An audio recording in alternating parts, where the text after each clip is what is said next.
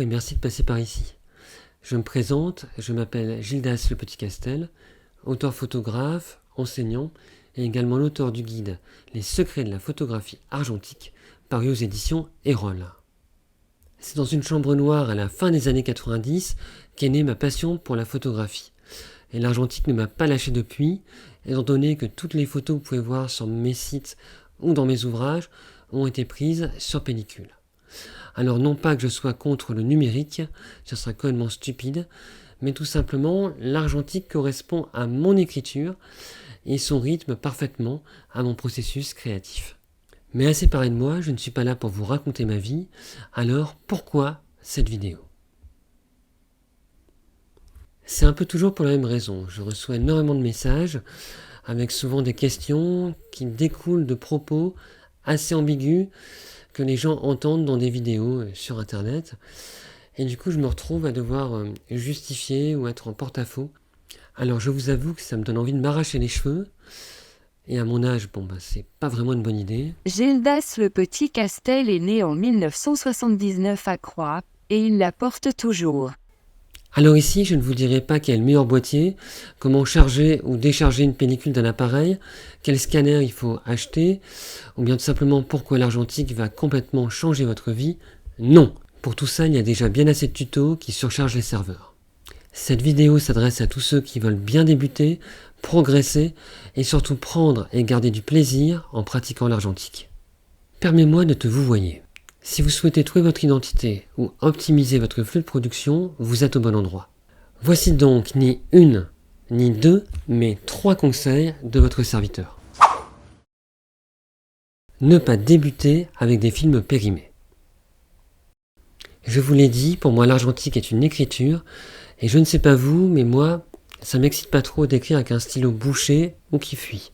Même s'il est évident que les films aujourd'hui, les films deviennent complètement dingues, et qu'on a vite envie d'aller vers l'économie.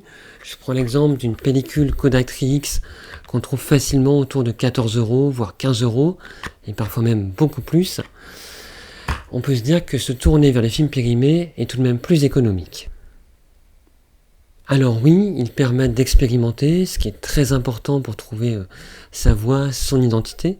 Mais en même temps, si vous souhaitez avancer, il est préférable de ne pas trop vous disperser.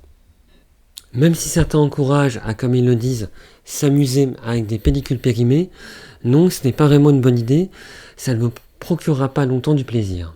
Et là, c'est un film, c'est rarement comme le bon vin, avec le temps, il est vite cuit, et j'ai par exemple très peu d'espoir dans cette cuvée Grand Cru France Loisirs 2004, retrouvée dans le grenier d'une maison mal isolée.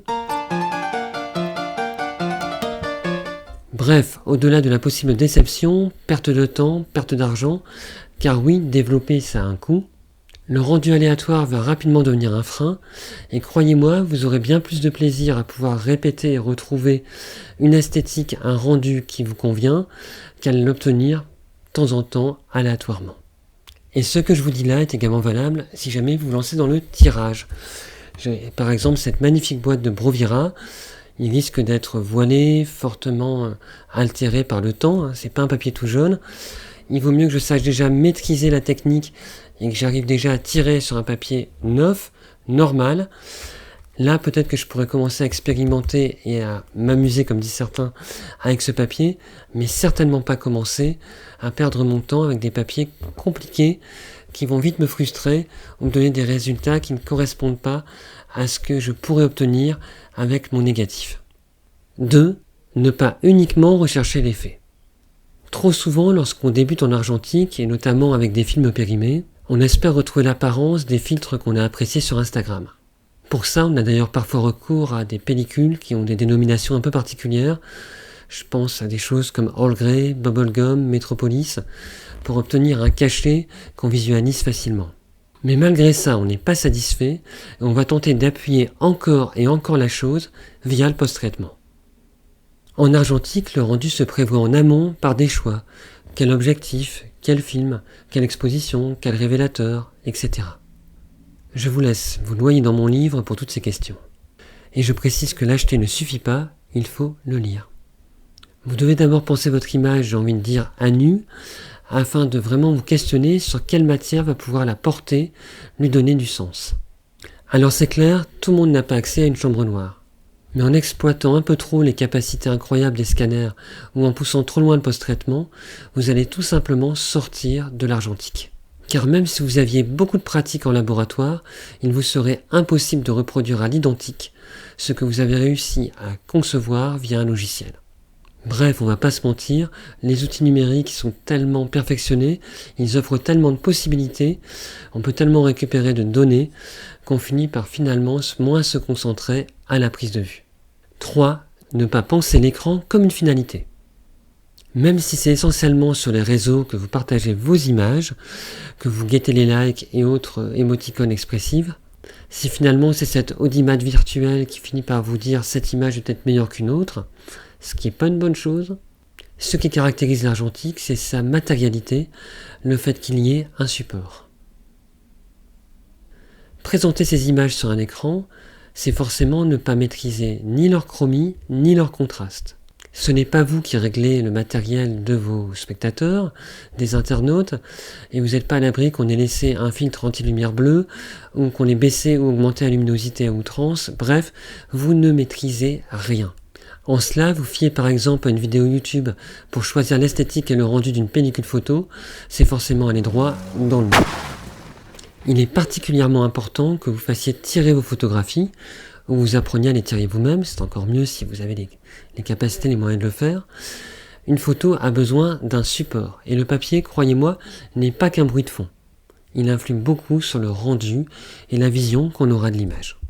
Tout à l'heure, je vous parlais d'écriture, et c'est vrai que si on veut pousser un peu la métaphore, on peut imaginer que lorsqu'on écrit tout simplement sur du papier, on finit par les mettre les uns sur les autres, les entasser, et on visualise le travail.